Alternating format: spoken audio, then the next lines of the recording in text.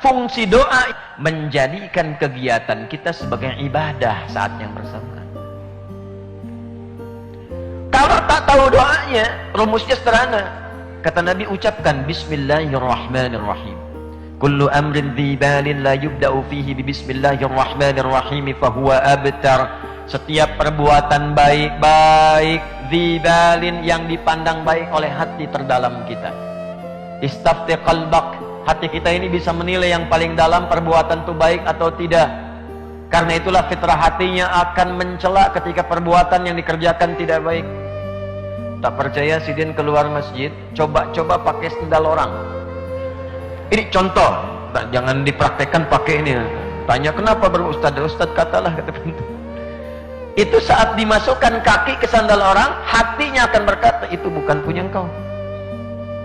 Punyamu yang tadi itu sana. Memang mirip, tapi bukan itu punyamu. Hatinya berkata itu bal. Nah, setiap perbuatan baik kita ucapkan Bismillahirrahmanirrahim. Berpakaian Bismillahirrahmanirrahim. Makan Bismillahirrahmanirrahim. Khudh biyaminika ma yalik. Ambil dengan tangan kananmu yang paling dekat denganmu, katakan Bismillahirrahmanirrahim. Kalimat Bismillahirrahmanirrahim, doa yang kita bacakan itu merubah perbuatan dari sekedar hukum dunia menjadi ibadah, dari adah menjadi ibadah. Dunianya dapat, akhiratnya teraih. Apa fungsi minum? Minum itu fungsinya menghilangkan haus. Jadi Anda tidak baca bismillah pun minum, haus hilang.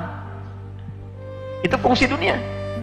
Tapi kalau itu ingin berubah menjadi ibadah, maka sertakan Bismillahirrahmanirrahim. Kita minum, maka perbuatan itu amalnya mendapatkan sifat baru yang merubah amal itu menjadi ibadah.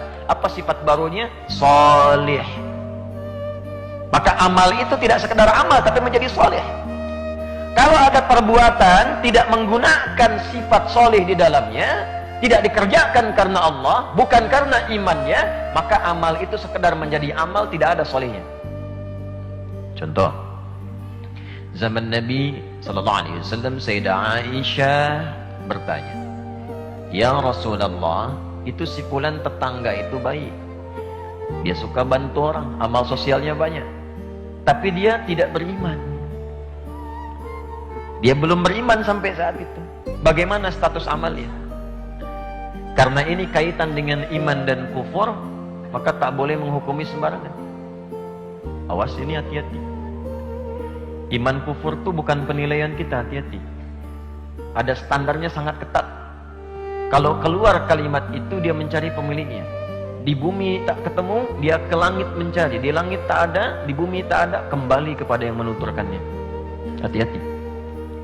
Maka turun ayat Quran surah ke-25 ayat 23, Al-Furqan ayat 23, untuk merespon pertanyaan tadi.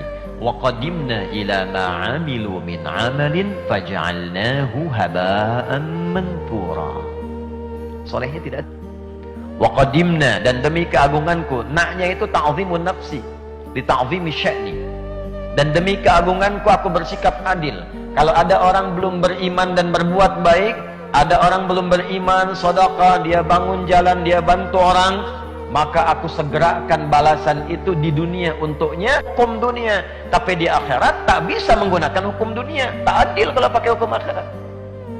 Sidin dari Kalimantan pergi ke Malaysia, kan yang dipakai hukum Malaysia. Pergi ke Amerika, yang ditaati hukum Amerika. Toilet di Banjarmasin dengan toilet di Lebak Bulus Jakarta itu bisa berbeda. Saya biasa tak bayar. Di mana? Banjarmasin. Ini Lebak Bulus, Pak. Hukum beda. Di dunia saja beda tempat, beda hukum. Kita ke akhirat ingin sama hukum, mustahil. Jadi masuk alam kubur saja, hukum dunia sudah tak ada. Di dunia pakaian kita beginilah. Ya, masuk alam kubur tak dibawa ini semua. Benda-benda dunia selesai. Ya. Ini handphone paling bagus, pakai merekam update status macam-macam tuh. Ya, kalau masuk alam kubur tak bisa dimasukkan, istrinya pun tak mau itu masuk. Itu hukum sudah hilang. Maka di akhirat apa yang berlaku? Nah ini, keimanan kita yang menjadikan semua bekal tadi menjadi salih. Itulah yang dibawa pulang. Itulah yang dibawa pulang. Nah semua perbuatan yang diikutkan menjadi salih itu berubah namanya menjadi hasanah. Saya contohkan ya supaya jelas betul.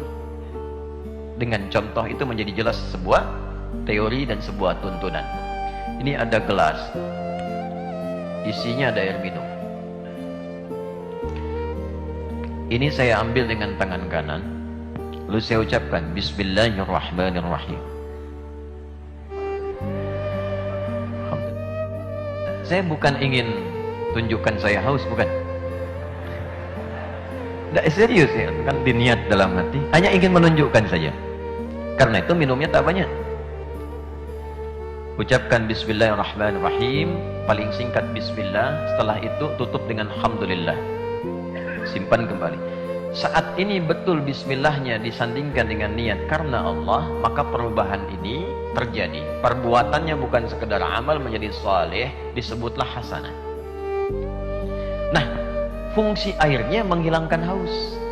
Fungsi Bismillah merubah sifat itu menjadi hasanah, sehingga dengan perbuatan hasanah muncul bekal akhirat. Itulah yang kita sebut pahala. Ajrun namanya. Lahum ajrun ghairu mamnun. Berapa nilainya? 10. Dari mana informasinya? Quran surah 6 ayat 160. Man jaa bil hasanati falahu asyru amthaliha. Siapa yang mengerjakan satu perbuatan punya nilai ibadah, dia tidak kehilangan dunianya, melainkan dia mendapatkan tambahan pahala untuk bekal akhiratnya. Jadi ini tak ikut ke alam kubur pun tak akan ikut. Airnya keluar lagi menjadi kotoran dunia. Yang dibawa pulang saat meninggal Bismillahirrahmanirrahim, kalimat itunya 10 dapat pahalanya. Menghitungnya bukan begini 1, 2, 3, 4, tak terlalu sedikit ya. Anda datang ke masjid untuk berniat ibadah, baru sampai belum dilakukan ibadahnya. Di hadis Muslim itu 25 kebaikan. 1 keduanya 500 tahun, 2 ketiganya 500 tahun, 3 keempatnya 500 tahun, sampai akhirnya. Itu yang dibawa pulang.